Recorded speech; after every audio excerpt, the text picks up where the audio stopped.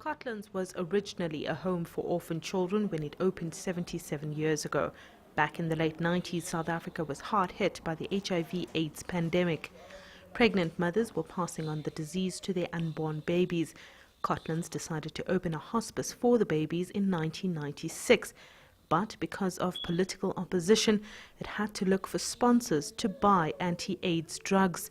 This limited the number of babies that received treatment. In 2003, 87 babies died at the hospice. Sister Kitiwe recalls that painful period. During that time, there were so many children who were here, very, very old children. You know, it was a matter of life and death during that time. Cotlands is no longer the sad place it used to be, thanks to the government's rollout of antiretroviral treatment. The Department of Health officially started the rollout of ARVs in 2004. Patients showed improvement almost immediately. Just over 10 years ago, the number of people dying of HIV and AIDS-related diseases was extremely high. Today, that number has dropped significantly, largely as a result of improved education and government's rollout of antiretroviral treatment. Especially amongst babies.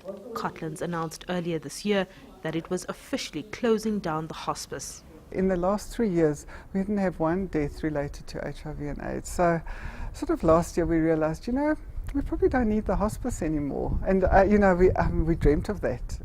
Cotlands is now redirecting funds into educating and caring for communities. It runs classes for young children and has opened a toy library.